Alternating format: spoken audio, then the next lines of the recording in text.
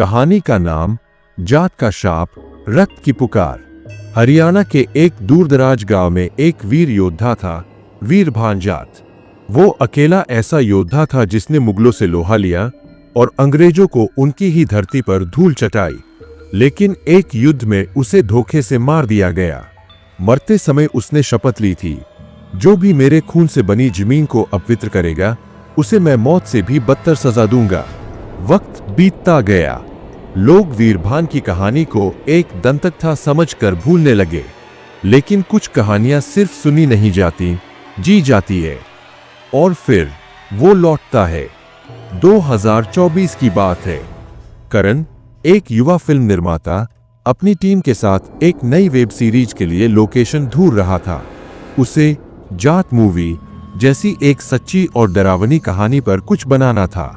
Internet पर research करते हुए उसे हरियाणा के एक गांव सरनवास की हवेली के बारे में पता चला। वीरभान की हवेली। उस हवेली के बारे में कहा जाता था कि वहां आज भी रात को घोड़ों की टापें सुनाई देती है और कोई भी जो वहां रात बिताता है वापस नहीं आता। करण और उसकी टीम, जिसमें उसकी गर्लफ्रेंड श्रेया, कैमरामैन निखिल और स्क्रिप्ट राइटर माया शामिल थे, गांव पहुंच गए। गांव वालों ने मना किया, साहब उस हवेली में मत जाइए। वीरभान का गुस्सा अब भी ठंडा नहीं हुआ है। लेकिन टीम ने सोचा ये तो पब्लिसिटी। हवेली का गेट जंग लगा था, जैसे सदियों से खुला ही न हो। लेकिन जैसे ही करण ने हाथ लगाया, गेट खुद ब खुद चूंचा करता खुल गया। हवेली के अंदर घुप अंधेरा था। दीवारों पर वीर योद्धाओं की पेंटिंग्स थीं और एक मुख्य चित्र जो वीरभान का था। उसकी आंखें मानो हर एक इंसान को घूर रही थीं। श्रेया ने कैमरा ऑन किया। तभी अचानक हवा में एक ठंडक सी भर गई। दीपक खुद ब खुद जल गए। माया ने फुसफुसाकर कहा, यह कौन जला रहा है? निखिल ने मजाक में कहा, शायद वीरभान खुद आ गया सेटिंग करने। लेकिन तभी एक जोरदार दरवाजे की आवाज आई, धड़ाम। सब चौंक गए। रात को करण को सपना आया। वीरभान एक खून से लथपथ तलवार लेकर उसके सामने खड़ा था।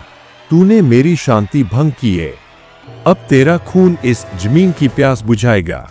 करण पसीने से तरबतर उठ गया। वहीं माया की आंखों में खून उतर आया था। वह अब वीरभान की कहानी बोलने लगी थी, जैसे खुद वही आत्मा उसमें घुस गई हो।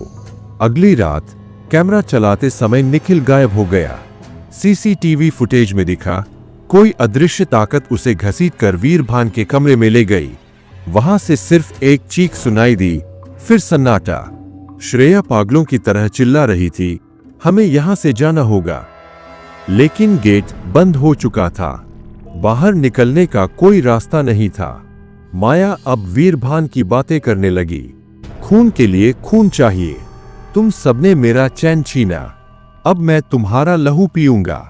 करण को हवेली के तहखाने में एक पुराना ग्रंथ मिला, जिसमें वीरभान की आत्मा को शांति देने का तरीका लिखा था।